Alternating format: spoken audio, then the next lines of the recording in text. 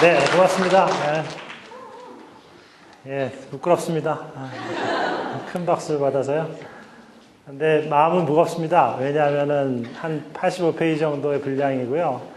저에게 주어진 시간은 3시간밖에 없습니다. 그래서 제한된 시간 내에 뭘 해내야 된다는 게 이렇게 고되군요. 그래서 제가 여러분께 아주 톡톡히 돌려드리겠습니다. 그래서 학과 시간에 제한된 시간 내에 많은 문제를 풀게 함으로써 제가 특강을 할 때 느꼈던 그 압박감을 고스란히 한번 느껴보시는 그런 것도 준비해 놓고 있습니다. 되는 데까지 열심히 하겠습니다.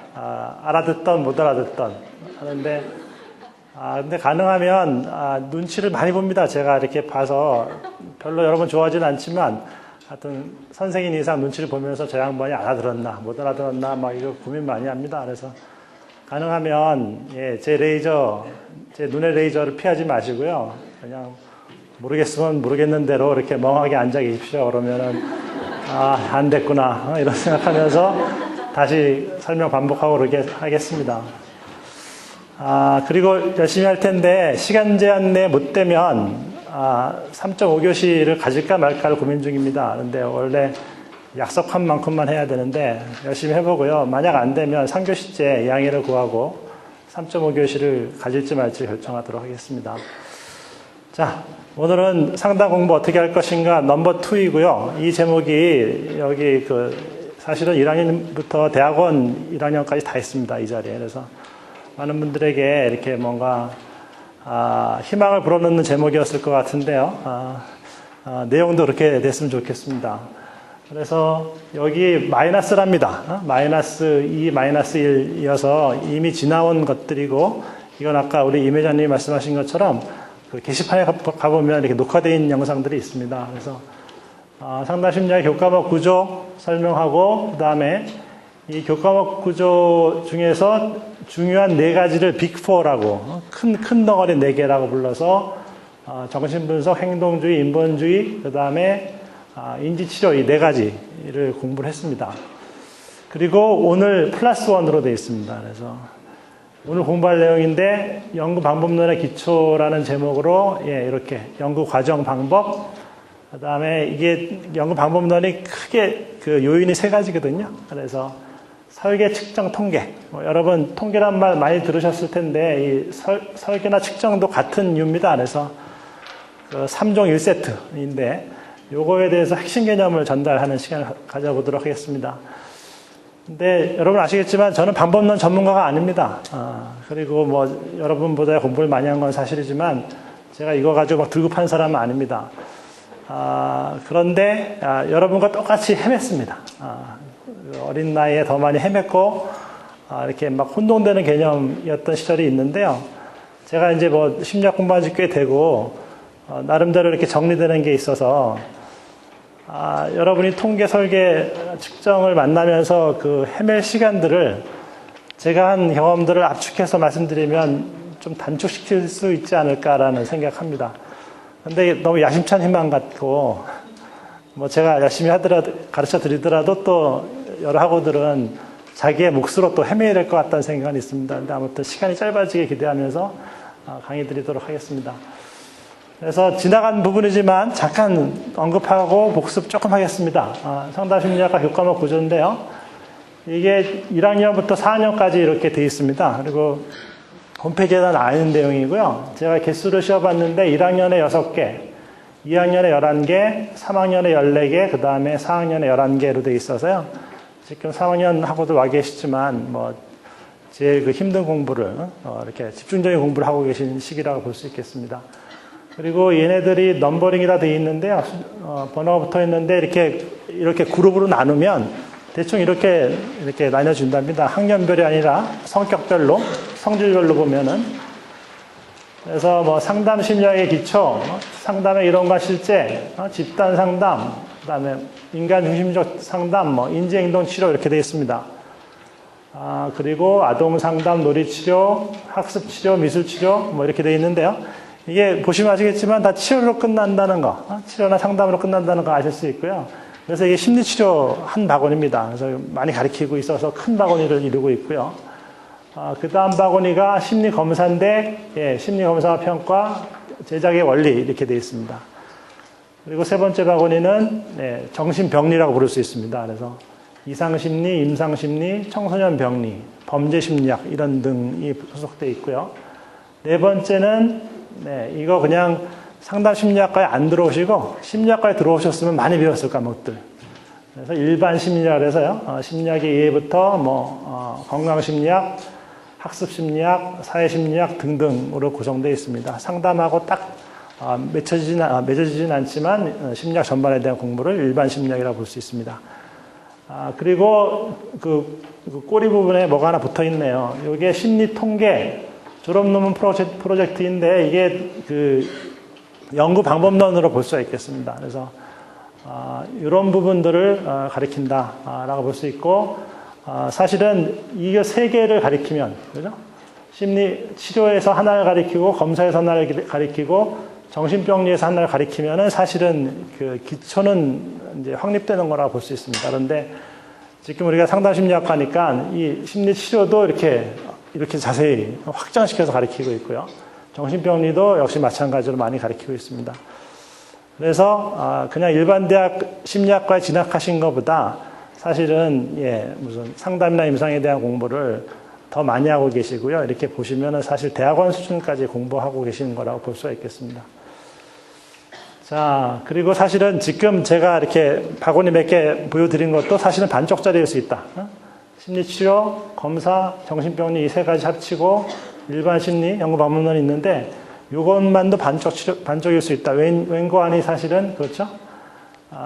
그 상담을 아는 사람에 그칠 수 있습니다. 이것만 공부하면. 그래서 상담을 할 줄 아는 사람으로 교육하기 위해서 이제 그 상담 인턴십을 생각하고 있습니다. 뭐 지금 실험적으로 운영되고 있고 앞으로 더 많은 분에게 기회를 드리고자 합니다. 자, 그렇고요. 지금 보신 것처럼 모두 42개입니다.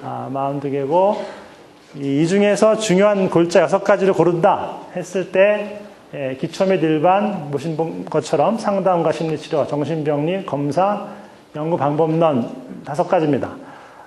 그리고 이 사실은 교과목명으로 표시되지는 않았지만 영어도 사실은 중요한 거라서 이제 뭐 열심히 하셔야 될 것 같습니다. 그렇습니다. 그리고 이게 6대 분야 42개 과목 공부를 하시는데 이 각 과목마다 새롭지만 전혀 다른 이야기를 한다면 힘들어질 겁니다. 배우는 맛이야 있겠지만은 우리 뭐 두뇌의 용량이 다 있기 때문에요. 이제 따라가지 못할 가능성도 있는데 그것이 아니라 이 새로운 과목을 배울 때 0부터 100까지의 지식으로 구성된다면 적어도 1학년 2학기, 이게 1학년 1학기네요. 그죠? 지금 계신 분들 1학년 1학기 있는데 한 학기만 더 지나가시면 1학년 2학기부터는 0에서부터 출발하지는 않을 거란 얘기입니다. 새로운 과목을 들어도. 이미 귀에 걸려있고 머릿속에 축적된 게 1학년 1학기 때 있으니까. 그래서 뭐 개인차에 따라서 어떤 사람은 10에서 출발할 것이고 어떤 사람은 20에서 출발할 것이다. 그래서 여러분 뭐 오늘 강의에 이런 거 많은데 잘 대답해 주십시오. 어려운 질문 아닙니다. 뒷사람은 앞사람에 비해서 20에서 출발하는 사람은 10에서 출발하는 사람에 비해서 땡땡이 튼튼한 것. 예. 축하드립니다. 이거 상당히 긴장했습니다. 이거 정답이 안 나오면 오늘 강의가 먹구름이 낄 텐데 하나 생각했는데 예, 고맙습니다. 어떻게 이렇게 똑똑하십니까? 기초입니다. 그리고 앞으로 나온 땡땡은 그 답의 연속입니다. 그래서 뭐 새롭게 생각 안 하셔도 됩니다. 그래서 이제 그 상담 심리 공부 어떻게 할 것인가 넘버 원에서 한 건 사실 기초에 대한 것이다. 뭐 오늘도 합니다. 그래서 기초는 본래 아무것도 모르는 낯선 상태에서 하나둘씩 배워가면서 초반에 만들어진다. 첫인상처럼. 그죠? 그리고 이 기초는 뭐 음악 같은 거 들으시면 주제와 변주 이런 얘기 나오잖아요. 여기서 주제에 해당되는 것이다. 그래서 기초를 알면 기초가 주제가 되어서 이렇게 반복 플레이 된다. 라는 생각하시면 됩니다. 여러 과목이 자주 나타나고요. 그러니까 처음에 배울 때 잘 배워두면 자신감이 생긴다. 그런 얘기입니다. 그래서 제가 기초라고 파악하는 것은 첫 번째가 상담 및 심리치료의 주요 접근 방법이다. 라는 겁니다. 그래서 아까 저기 봤던 거, 인지출현이, 인간중심 출현이 하는 것들이 기초가 되겠습니다. 그래서 사람들의 성격이나 정신병리를 바라보고 설명하는 시각이 이렇게 개발되어 왔는데요. 이런 내용입니다. 그래서 사람들의 성격은 이렇게 만들어지는데 이런 원리와 사연 때문에 심리적 어려움이 파생되는구나 라는 그런 이해죠. 그래서 비유하자면 나름대로 그려놓은 속마음의 회로도 같은 그런 거랍니다. 그런데 고치려면 뭐 여러분 잘 아시지 않습니까? 그 순돌이 아버지 기억나십니까? 이 회로도를 알아야지 그 전자제품을 고치듯이 고치려면 심리치료를 하려면 그들이 그려놓은 회로도를 훤히 알고 있어야 되는데 이 성격이나 정신병리에 대한 접근법이 그 회로도에 해당된다라는 얘기입니다. 그래서 지금도 그 심리치료 접근법이 새롭게 개발되고 있을 겁니다. 뭐, 저희가 몰라서 그렇지, 어느 학회에선가 지금 이렇게 발표되고 있을 겁니다. 그래서 그걸 다 아는 것은 불필요하고 사실은. 그 중에서 굵직하고 믿음직한 것을 4개 정도만 알고 있으면은 지금 말씀드린 기초로 충분하다. 그런 얘기가 되겠고, 그래서 이제 빅4, 빅4라고 그래서, 그, 말씀드린, 뭐가 있었죠? 정신분석. 그 다음에 행동치료, 그 다음에 인본주의 내지는 인간중심치료, 그리고 4번째 인지치료. 이렇게 빅4에 해당된다 이렇게 볼 수 있겠습니다. 그리고 2번째는 오늘의 주제입니다. 오늘의 주제로서 연구 방법론이다. 우리가 너무 빅4만 열심히 하면은 그 상담 쟁의로 끝날 수도 있다. 근데 그 상담이나 임상 그 공부의 모형이 과학자 실천과 모형이라고 여러분 앞으로 익숙해지실 겁니다. 그래서 이게 과학자 줄 긋고 실천가니까 뭐 짐작컨대 뻔하죠. 둘 다 잘해야 된다는 얘기입니다. 임상가들 둘 다 잘해야 된다는 얘기인데 과학자이면서 실천가야 된다는 얘기이기 때문에 상담만 할 줄 안다면 여러분 어떻게 되겠어요? 과학자와 실천가 중에서 그죠? 여기 실천가만 열심히 하는 겁니다. 그래서 이 과학자의 역할을 하는 게 필요하다. 그리고 이 과학자 연구 역할을 하기 위해서 필요한 것이 연구 역량이다라고 말씀드릴 수 있습니다.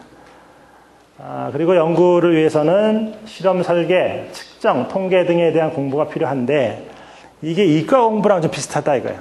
그래가지고 그 뭐 수학에 대한 두려움, 숫자에 대한 헷갈림 이런 거 다 우리 보편적으로 갖고 있지 않습니까? 그렇기 때문에 뭐 겁을 먹거나 피하거나 하는 경우가 있고요. 지금 뭐 2학년 1학기에 통계가 있을 텐데 거기 안 들으신 분들 꽤 많은 걸로 알고 있습니다.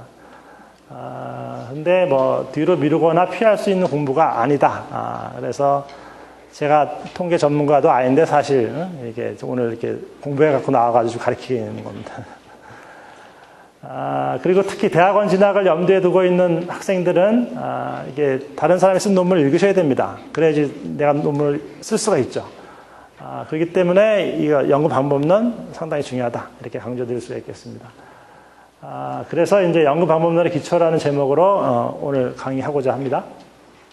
자, 빅4인데 이걸 넘어갈까 하다가 그래도 뭐 조금만 얘기하고 이제 지나가도록 하겠습니다.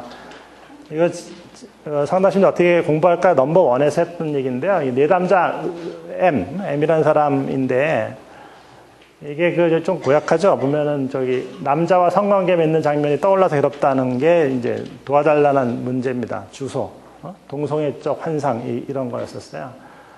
근데 이게 뭐 이렇게 묘사들이 적나라한데 제가 한번 소개시켜 드릴게요. 그래서 회사 직원들과 MT를 갔는데 화장실에서 소변 보는 소리가 들리는데 그 남자 동료와 성관계하는 환상이 들었다. 여러분 그 시각화가 되십니까? 남자들은 보통 화장실 갈 때 남자들끼리 있으면 화장실 문을 이렇게 꼭 안 닫습니다. 잘 모르시는군요. 그래서 대충 열어놓고 그냥 하면 소리가 들리지 않습니까? 그럼 뭐 그거 귀담아 듣습니까? 뭐 남자들끼리.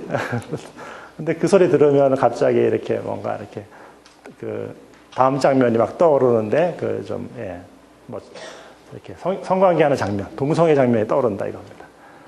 그리고 이것도 참 재미있는데요. 지하철에 앉아있고 내 앞에 남자가 서면, 여자가 서면이 아닙니다. 남자가 서면 그 사람과 땡땡 성교하는 모습이 그려진다. 지난번에는 여기 글자가 다 들어갔었는데 제가 검열해서 이거 대충 이게 감이 안 오세요? 지하철 앉으면 이렇게 앉잖아요. 이렇게 앉으면 이렇게 쓰면은 둘 다 쓰면 모르는데 한 사람이 이렇게 앉으면은 그렇게 된 겁니다. 이건 뭐, 어쩌다 보니까 이런 내담자를 제가 예로 들고 나왔던 것이죠, 작년에.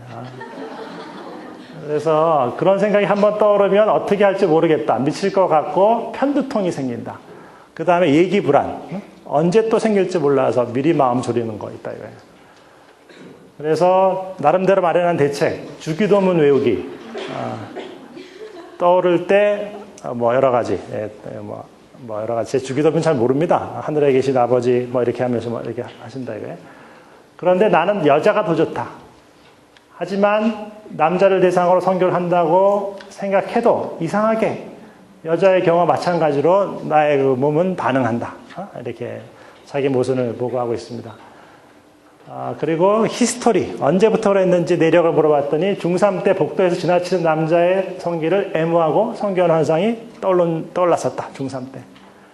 이후 고등학교, 대학교, 군대, 직장에 이르는 세월 동안 계속 시달렸다. 표현이 재밌죠? 동성애적 침투 사고라고 부르는데 침투, 잠입 이렇게 되는 거죠. 본인은 원치 않은데 쳐들어옵니다. 그거를 이름하여 침투 사고, 잠입 사고 이렇게 부릅니다. 아시겠지만은 침투 잠입 사고는 강박증의 주된 특성이기도 합니다. 그래서 최근에는 마음속에 악마가 살고 있어서 그런 것 아닌가 싶어서 굿하는 거 있죠? 축사 의식. 그러니까 귀신을 쫓는 의식도 했다. 그런데 효과는 별로 없었다. 하루 이틀 기분 좋았다가 그 다음에 다시 재발됐다 이거예요. 그랬을 때, 유명한 학자들의 그 답이 나와요. 빅4, 빅4에 해당되는 선생님들의 답이 라지엠을 위한 처방이 나온 거예요. 그래서 이 프로이드입니다. 그죠? 이 양반 프로이드 할아버지. 그래서 이렇게 뭐 직접 얘기한 거 아닙니다. 그런데 그냥 우리가 꾸며가지고 이렇게 구성한 겁니다. 그래서 동성애적 충동이 이미 의식화는 되어 있죠. 그렇죠? 몸이 먼저 반응한다 이런 얘기를 하는 걸로 봐서는. 하지만 소유하지 못하고 있는 상태인데 정신분석을 통해서 뭐 해석이나 직면, 꿈의 분석 등등 전이 분석 이거 앞으로 다 배우실 겁니다. 전이 분석, 해석, 직면 다 배우실 텐데 이런 걸 통해서 자아로 하여금 그것이 남의 것이 아니라 나의 것이 동성애적 환상이 악마가 이렇게 내장시켜 놓은 것이 아니라 자가 발전된 것임을 다만 나만 모를 뿐 내가 알아차리지만 못할 뿐 내 안에 무엇임을 깨닫게 해주는 것이 치료 목표다. 이거 프로이드 선생님의 말씀. 그 다음에 이거 스키너라는 사람인데요. 행동주의와 행동치료의 선구자인데 이분이 하시는 말씀은 강박사고, 아까 제가 강박사고를 다른 말로 뭐라고 부른다 그랬어요? 침투사고, 잠입사고 이렇게 부른다고 했죠? 원치 않는데 내 머릿속에 자꾸 쳐들어오는 불쾌한 생각, 엉뚱한 생각, 이게 침투사고였죠. 이 강박사고가 들으면 그거 안절부절 못하죠. 그거 내가 이상한 사람인 것 같다는 생각 들고 불안한단 말이에요. 불안해서 이 불안을 가라앉히기 위해서 어떤 행동을 합니다. 나름대로의 대처야. 아까 무슨 행동을 했습니까? 그렇죠. 주기도문을 외우는 행동을 하는 것이죠. 그러면은 당장은 불안이 조금 가라앉습니다. 안 외우는 것보다는 낫습니다. 그런데 여기서 오히려 이 강박 행동이 함정이라요. 함정. 어떤 의미에서 그러냐면은 회피라는 점에서 이 회피가 불안을 회피하기 위해서 하는 행동인데 이 회피가 일시적으로는 불안을 가라앉게 만들지만 이 강박 행동을 계속하게 만든다. 그래서 이 양반의 분석에 따르면은 강박 행동을 차단한 상태에서 그냥 견뎌라. 강박사고가 일으키는 불안을 견뎌보도록 합니다. 근데 다소 무식해 보이죠? 그러니까 그 나름대로의 대처가 지금 강박 행동을 하는 것이었는데, 주기도문을 외우는 것이었는데, 그걸 하지 말라 그런단 말이에요. 왜냐하면 회피 행동은 오히려 불안을 궁극적으로 유지시킨다는 분석 때문에. 그랬더니, 다행히도 이걸 강박 행동을 못하게 하잖아요. 그러면 1시간 정도만 넘어가면은 불안이 자발적으로 가라앉는 거로 되어 있어요.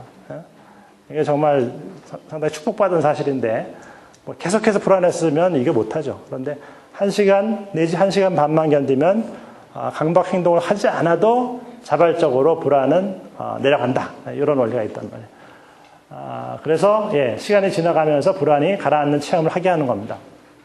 그래서 이것을 이름하여 노출 및 반응 방지 치료라고 부릅니다. 여러분 지금 처음 들어서 개념이 좀 어려울 것 같은데 뭐 앞으로 익숙해질 겁니다. 그리고 제 질문이 있는데요. 이 노출 및 반응 방지에서 반응을 못하게 한다 그랬잖아요. 반응 방지 맞죠? 그러면 이 반응은 뭐를 가리켜요? 강박, 사고, 강박 행동을 못하게 한다 이거야. 그리고 무엇에 노출돼요? 무엇에? 불안에 노출되는. 불안에 노출된 채 강박 행동을 못하게 붙잡는다. 그걸 유식한 말로 뭐라고요? 노출 및 반응 방지. 그렇게 쉬운 걸 이렇게 어렵게 얘기했어요. 그리고 이걸 뭐 Exposure and Response Prevention에서 ERP라고 그래요. ERP. ERP 별거 아니에요. 뭐 전문가들이 ERP 하는데 그거 별거 아니다 하는 걸 알아두시기 바랍니다. 이게 이제 그 행동치료의 조언이고요. 그 다음에 이게 로저스, 칼 로저스라는 사람인데 이런 조언을 해줍니다. M을 돕기 위해서는 성적 외상 경험, 동성애적 충동을 자기 개념 속에 통합하는 것이 필요하다. 동성애적 충동이 일어날 수 있음을 수용하고 자기 속에 동성애에 끌리는 부분이 있음을 인정하는데 이를 위해서는 정신분석처럼 이거보다는 직면 해석 혹은 행동치료의 행동수정 이런 것보다는 이 방법이 더 낫다. 어떤 방법이냐면 공감과 존중이 더 효과적이다. 이런 얘기입니다. 그래서 치료 관계 속에서 자신의 동성애적 경험이 이해받고 수용되는 과정을 거치게 되면 증상이 호전된다. 왜 그럴 수밖에 없는지. 그때로서는 그것이 나름대로는 최선의 선택이었다는 것. 뭐 이런 것을 헤아려줘라 이겁니다. 이게 인간중심 치료의 조언이 되겠습니다. 그리고 빅4의 마지막 네 번째가 인지치료입니다. 커그니티브 세라피라고 부르는데 여기 뭐 노인 양반 두 분 나와 있는데 여기 왼쪽 분이 그 아론 백이라는 정신과 의사 인지치료의 그 창시자입니다. 그리고 오른쪽 분이 알버트 앨리스라는 심리학자인데요. 여러분 저희 합리적 정서 치료라 해가지고 RET라고 앞으로 듣게 되십니다. 혹은 뭐 합리적 정서 행동 치료 그래서 REBT 이렇게 얘기하기도 하는데 그 주장하는 사람입니다. 이 양반들은 사고 방식이 문제의 원인이라고 봅니다. 상황이 문제가 아니라 그렇죠. 동성애적 충동이 올라오는 것 자체가 문제가 아니다. 그러면 동성애적 충동을 어떻게 하는 게 문제다? 어떻게 받아들이느냐? 어떻게 해석하느냐가 문제다 이겁니다. 그래서 이렇게 상황이 맞닥뜨렸을 때 그 상황을 해석하는 생각을 조금 낯설지만 여러분 자동적 사고라고 자동적 사고. 여러분 자동적 사고의 반대말은 뭐겠어요? 어떻게 그걸 아셨어요? 수동적 사고가 없어요. 수동적 사고가 없는데 아무튼 반사적으로 손을 쓰지 않았는데도 자동 소총에서 총알이 나가듯이 이렇게 뿅뿅뿅 하게 자동 사고다 이거. 그래서 이 자동 사고를 뭘로 바꿔주면 좋아진다? 애를 써서 수동 사고로 바꿔주는 거예요. 근데 수동 사고로 바꿔줄 때 사실 그런 용어 안 쓰는데 오해하지 마세요. 자동 사고를 조금 더 적응적인 생각으로 바꿔주는 게 무슨 치료다? 인지치료다. 정신 차리고 계시군요. 인지치료다. 이렇게 보는 겁니다. 근데 너무 많아가지고 지금 시선이 지금 커버가 안 됩니다, 지금. 압도당하고 있습니다, 지금. 그래서 이게 원래 자동적 사고, 나에게 이런 생각이 들다니 끔찍하다. 이게 M의 머릿속에서 튀어나갔던 생각의 총알이다, 이거야. 요거를 이렇게 작업을 해가지고 고쳐줘. 이렇게. 나에게 이런 생각이 들다니 당황된다. 이거 심심하죠? 근데 무슨 차이가 있어요? 끔찍해서 당황으로 바뀌었잖아요. 그러니까 이거 이렇게 끔찍하다, 못 견딘다, 이걸 재앙화라고, 재앙화. 그거 재앙이 아니다. 그냥 견딜만한 일이다, 이렇게. 탈재앙화라고 불러요, 탈재앙화. 그 다음에 이 생각은 뭔가 의미심장한 의미를 가지고 있다. 이게 심각하게 받아들여. 심각하게 받아들이는데 조금 가볍게 만들어요. 그냥 스치는 생각이니 놔두면 된다. 그래서 무겁고 심각하게 받아들이는 것을 가볍고 경쾌하게 이렇게 바꿔주는 거. 그리고 이건 내가 괴물이기 때문에 드는 생각. 이런 생각을 아니야. 이건 자기를 비난하고 있잖아요. 자기 책임을 지고 있는데 그것이 아니라 세상이 험하고 별나니까 이런 생각도 스치는구나. 남 탓도 좀 해라. 세상 탓도 좀 해라. 그리고 생각을 떠올린 것은 행동을 한 것이나 다름없다. 왜 그런 거 있잖아요. 뭐 생각만 떠올려도 그 행동을 한 것 같다는 식의 성경 말씀이 있잖아요. 그거 갑자기 안 떠오릅니다. 그런 유예요. 그런데 이것을 이름하여 생각 뭐 융합. 맞춰보세요. 시간 없어요. 생각 뭐 융합. 그렇지. 어떻게 하셨어요, 그거를? 오늘 아니 저쪽에 모르네. 생각 뭐 융합. 그렇죠. 행동이죠. 너무 이쪽은 다 알고 있었어요. 그런데 그거 말하는 게 쑥스러웠던 거예요, 그거. 그래서 행동이라고 부르는데 액션. 소트 액션 퓨전이라고 그래가지고 생각 행위 융합이라고 부르곤 해요. 그런데 생각 행위 융합을 끊어주는 거야. 생각 행위 탈융합을 시켜주는 거야. 이렇게 되는 거야. 생각은 생각일 뿐, 행동으로 옮기려면 많은 노력을 해야 된다. 이게 진리죠, 그죠? 사실은 우리가 머릿속에서만 떠올리고 행동으로 옮기지 않는 얼마나 많은 것들이 있습니까? 그걸 다 옮겼으면 우리가 지금 이 자리에 만나고 있지 않죠? 그렇죠? 이게 좀 분위기가 좀 안 좋네, 그런 얘기를 하니까. 기억하실 거는 생각, 행위, 융합, 이걸 끊어준다. 자, 이 생각을 통제해야 한다. 억제하고 주기도문으로 덮어라. 이게 나름대로의 강박 행동을 요구하는, 동원하는 생각이었었는데 바꿔줍니다. 이렇게 바꿀 수 있습니다. 흘러가게 두자. 통제를 내려놓으면 자유로워질 수 있다. 이렇게. 통제하려는 생각을 이렇게 허용하는 생각으로 바꿔주는 겁니다. 자, 이렇게 된다면, 인지치료가 성공적으로 이루어진다면, 변태적이고 추잡해, 이런 성적인 환상은 내 것이 아니야, 떼어내, 축사의식하자, 이렇게 돼 있잖아요. 그런데 작업이 되면 이렇게 바뀔 수 있다는 거예요. 이것은 나의 일부야, 치근한 상처의 일부야. 그런데 제가 히스토리 중에 생략한 거 있는데, 그 라지엠이 초등학교 때 동네 형한테 성적 추행을 받은 경험이 있어요. 그래서 제가 지금 애소리도 들리고 그래가지고 제가 적나라하게 얘기를 못 하겠어요. 그래서 성적 추행의 희생자였더랬어요. 그런 면이 있었죠. 그래서 나의 일부야, 상처의 일부야, 끌어안고 돌볼 수 있어라고 바뀐다면 이게 치료가 된다 이겁니다. 그래서 여러분 발견하실 수 있죠. 그 네 명의 대가의 말들이 특별히 다르지 않다는 거. 네 명이 하는 말의 공통분모는 뭡니까?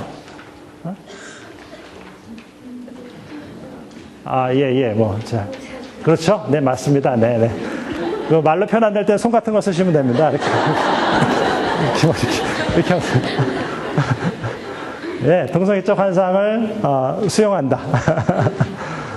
동성애적 환상을 수용하고 받아들인다. 이런 의미입니다. 예, 그러니까, 사실은 똑같은 얘기인데, 각자 집을 하나씩 짓고, 멋진 집을 하나씩 짓고, 우리 집의 간판은 정신분석. 저쪽하고 놀지 말아라. 우리 집에 간판은 행동치료. 인본주의 하는 사람들하고 절대 섞이지 말아라. 이렇게 되는 겁니다.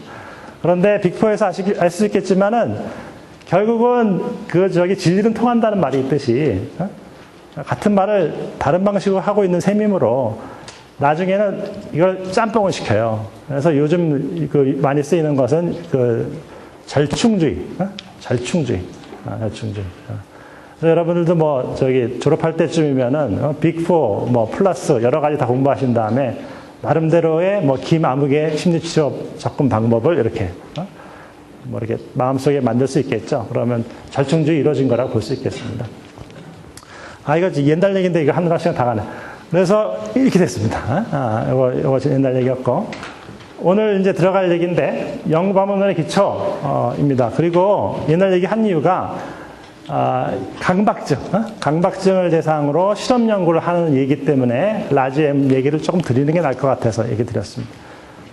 자, 이제 서론부터 말씀드리면, 심리학의 예를 들으셨다면 이런 비슷한 얘기를 들으셨겠죠. 심리학의 정의는 인간의 행동과 심리 과정, 이 두 가지입니다. 눈으로 보이는 행동, 눈으로 보이지 않는 심리적 과정을 과학적으로 연구하는 학문이다. 그래서 이 정의에 나와 있듯이, 그죠? 과학으로서의 심리학이라는 말을 쓰고요. 실험과 관찰을 통해서 가설 검증을 한다. 이건 낯설죠? 이런 말들. 가설 검증을 하고 인간의 행동과 심리 과정에 대한 일반 법칙을 발견하려고 한다라고 설명드릴 수 있고요. 이 단계가 간단하게 표시하면 이렇게 되어 있어요. 가설 형성, 이 가설이 맞는지 알아보기 위해서 실험을 해봐요. 직접 모아놓고 해봐. 그 다음에 하면은 수치가 나올 거 아니에요. 그건 자료 정리를 하고요. 이때 통계가 쓰이겠죠.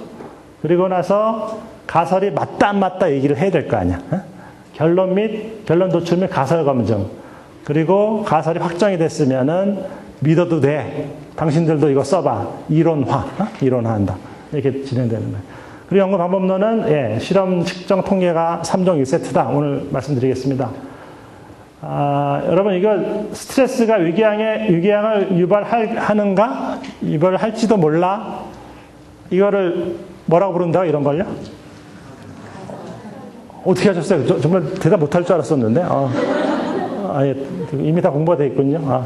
그럼 이거 안 물어봐도 되겠네요? 타입 C 퍼스널리티라 그래가지고 이렇게 지나치게 참는 분들이 있어요. 지나치게 억제하는 분들 타입 C라고 부르는데 이게 그 캔서하고 관련되어 있다는 설이 입증이 안 됐어요. 입증이 안 됐는데 이 가설을 입증하기 위해서 뭐 환자들을 모아놓고 많이 참는지 안 참는지를 본다 이거예요. 이런 심리학 연구. 그 다음에 이거 사회심리학에서 나오는 얘기인데 비슷할수록 가까이 살수록 나를 칭찬할수록 보상이라는 게 그거예요. 할수록 가까워진다. 이런 이론이 있어요. 이게 과연 맞는지 이게 알아보는 그 실험을 꾸밀 수 있죠. 이 연구는요, 우리 같은 응용심리학자들, 상담, 임상, 뭐 이런 분들에게 3대 주요 업무 중에 하나예요. 그래서 뭐 제1 업무는 치료겠죠. 치료. 그 다음에 제2 업무는 평가, 심리 검사라는 말하고도 비슷해요. 평가고. 제3의 업무가 연구였어. 지금 제가 오늘 말씀드린 연구가 제3의 업무다. 그리고 이거 서양 사람들한테, 서양 그 미국 심리학자들의 연구 활동의 비중을 봤더니 치료 34%, 평가 15%, 연구 14% 이렇게 돼 있어요. 그래서 아무래도 치료가 넘버원이라는 건 납득할 수 있고요. 그런데 연구도 만만치 않게 따라가고 있다. 3대 주요 업무.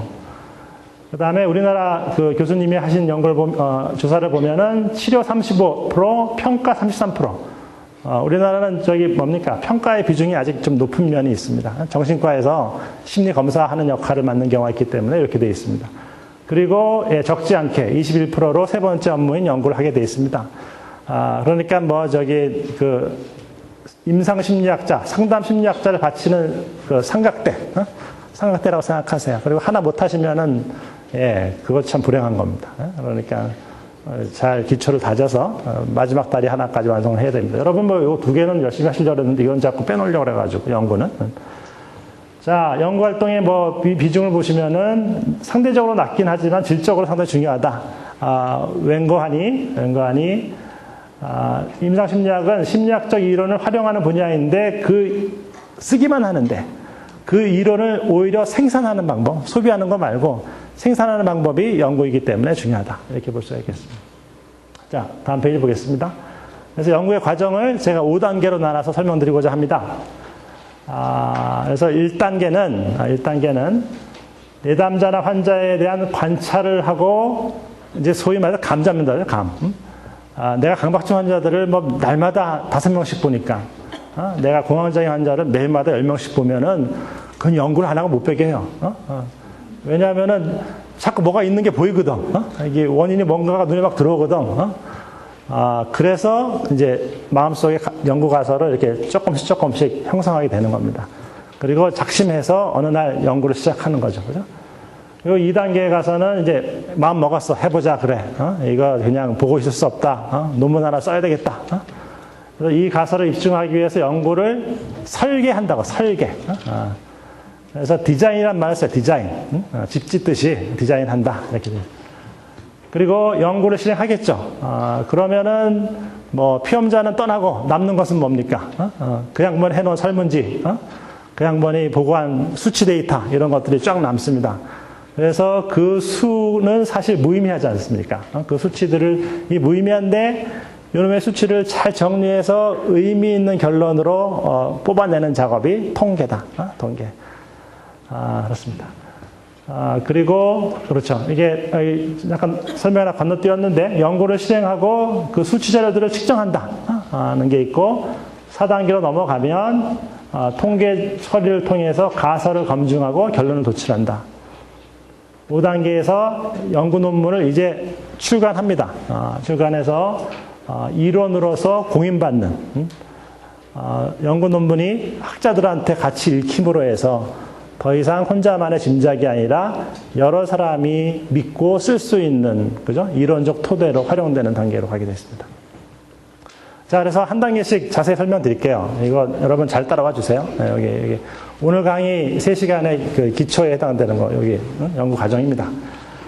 자, 그래서 1단계, 내담자나 환자에 대한 관찰인데요.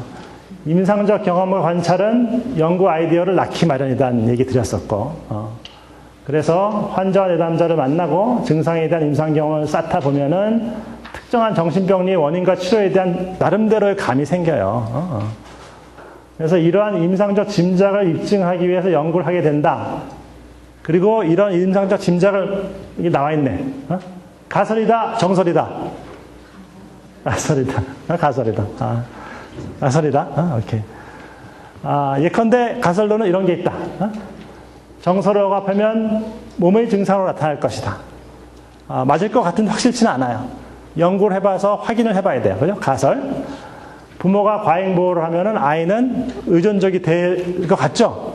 그렇지 않아요? 근데 연구를 해봐야 돼요.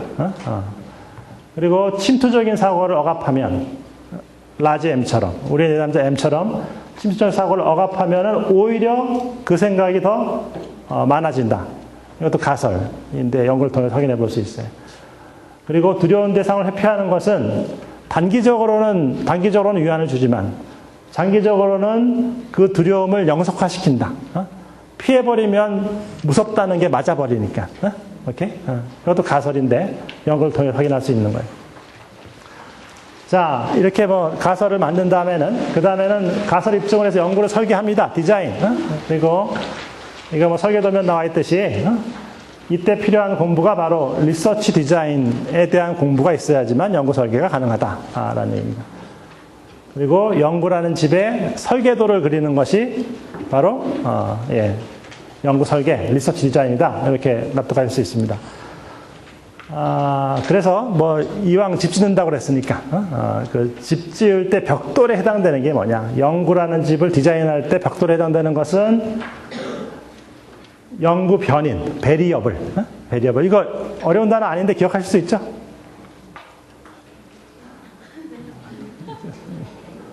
되게 난감해. 베리어블. 베리어블.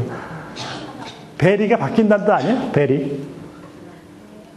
이렇게 다 아니까 이제 대답하기 쑥스러우신 것 같아요. 베리 바뀐다. 베리어블. 변인. 예. 알겠습니다. 다음부터는 영어 나오면 확인하지 않겠습니다. 그냥 다 아는 거로 생각하고 그냥. 베리어블. 베리어블. 그래서 연구를 통해서 다루고 관찰하는 어떤 구체적인 행동이나 심리 과정이 베리어블이에요. 베리어블. 그리고 상담 심리 경우에는 대부분 비정상적인 행동이지. 이상행동, 정신병리 등이 베리어블로 선택이 돼. 아까 나온 그거 뭐예요? 과잉보호적인 양육태도. 이런 거 베리어블이 된다, 이거예요. 그 다음에 침투적 사고가 있는지 없는지, 베리어블. 억제를 하는지 안 하는지, 베리어블. 오케이. 됐습니다.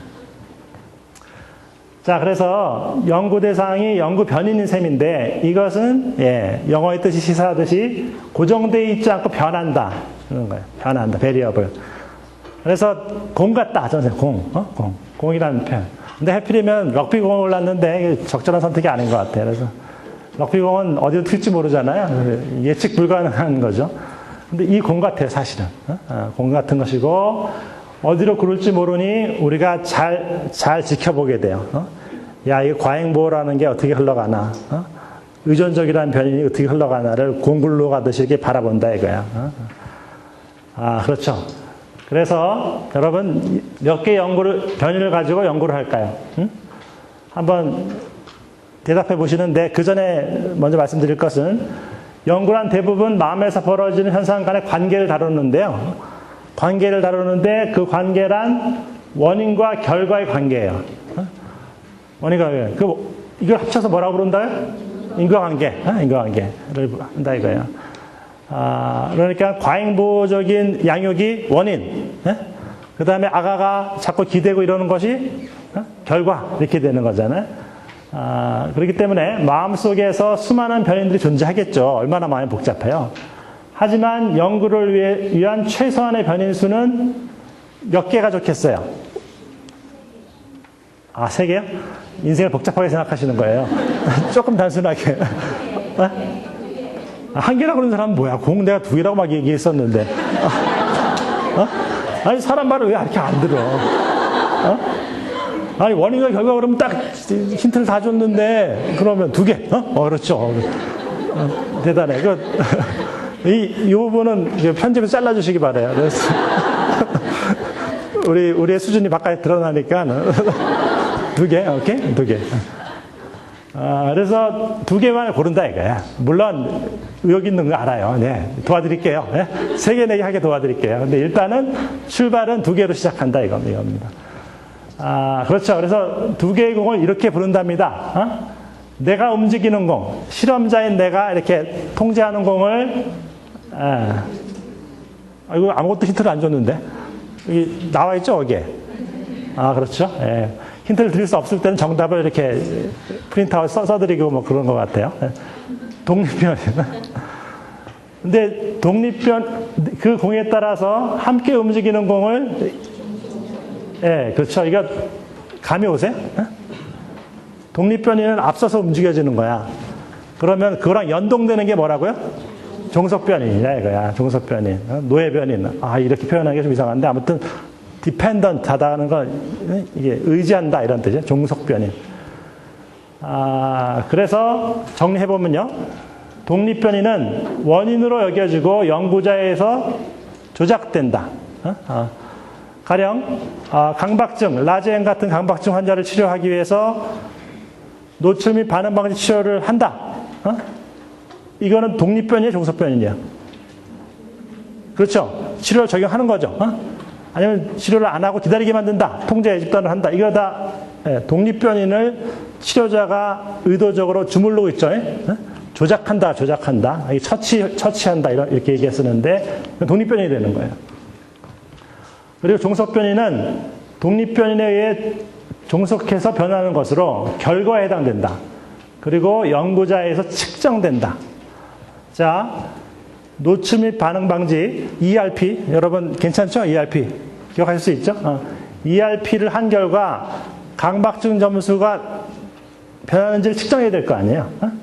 강박증 증상 점수를 측정하면 그것은 무슨 변인이 돼요? 종속변인이 되는 거예요. A라는 치료를 했다, B라는 치료를 했다는 독립변인이 되고, A라는 치료, B라는 치료의 결과로 이 양반의 상태가 좋아져서 나빠졌다 있잖아. 그것은 종속변인이다 이게. 그렇죠? 근데 이렇게 강의를 들으시면서 팔짱을 끼시면은 조금 제가 위축됩니다. 네. 그래서 너 그래 얼마나 잘하는지 보자 그래. 계속 얘기해봐라. 그래 독립변인 종속변인 한번 불러보지. 아닙니다. 그 희생당하신 겁니다. 지금 강의를 위해서. 지금 좀 지루한 것 같아서 한번 해봤고요. 다음에 또 적당한 계기가 있으면 또 다른 분을 놀려드리도록 하겠습니다. 자, 오케이. 알았죠? 독립변인, 종속변인. 공. 그거 쉽지 않아요. 공 2개. 자, 공 나왔네, 여기. 이거 애썼어, 이 공 찾느라고. 그래서 다음의 연구 주제에서 독립변인, 종속변인을 한번 맞춰보시는 즐거움을 제가 드리도록 하겠습니다.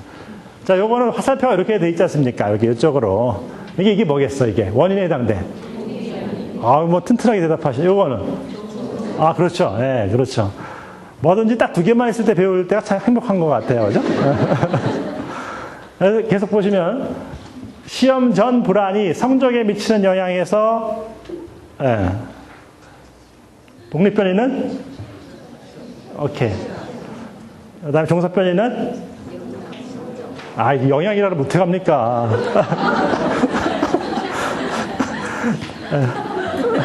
또 놀릴 수 있는 기회가 생겼네.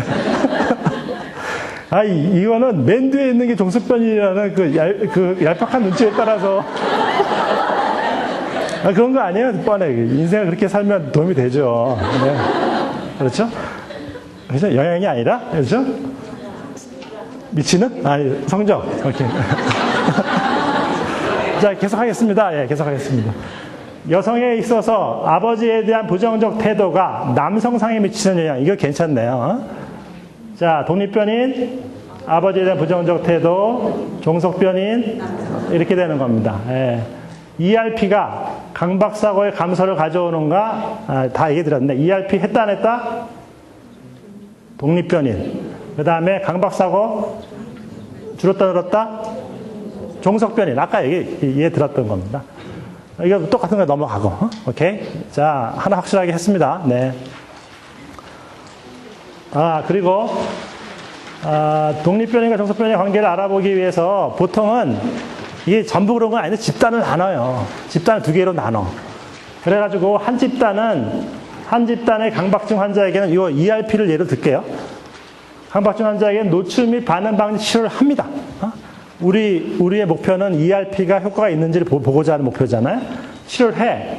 그리고 다른 집단의 강박증 환자에게는 뭐 B라고 부르고 치료를 안 시키는 겁니다.